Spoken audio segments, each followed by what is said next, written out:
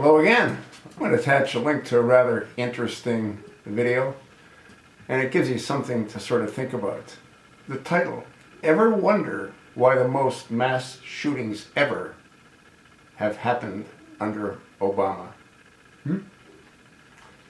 Well, if you've been watching my videos for any period of time, you have the answer to that question, don't you? Some of you don't necessarily want to believe it to be what it is, but it is what it is. Obama has an undying urge to strip away our Second Amendment rights. You know, you've heard me say this countless times. He can't do what he wants to do as long as the American people can protect the American people. I've made mention of this countless times as well.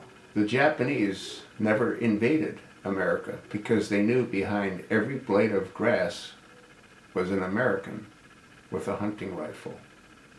Well, thanks to technology, many of us now have much more than just hunting rifles. We have AR-15s. We have AR-10s. We have 50 caliber long-range sniper rifles. We have whatever we want to have and whatever we can afford to have. There's a reason that so many mass shootings have taken place. Many of them, I believe, are staged events. I don't believe Sandy Hook ever happened, and I've made countless videos as to why I don't believe Sandy Hook ever happened. I don't believe the Virginia shooting happened with that reporter. I do believe that James Holmes did the shooting in Colorado, but I believe he was drugged up to do that. I also believe that Gerald Loeffner did the shooting that he did in Tucson, but he too was drugged up, as was Dylan Roof. The question that has to be asked, well, we don't have to ask the question. I believe I know the answer. Who drugged them up? Well, it was all done by design. Obama did everything that he could to get the people to want to turn in their weapons. That isn't working for him. But it's no different than any other program that he's tried to implement. None of the programs have ever worked for him. Obamacare is sinking below the waves of tyranny. You've heard me say that before, haven't you? And it is sinking. The largest insurance healthcare provider in the country is going to deep six it in 2017, if not sooner. Others will follow.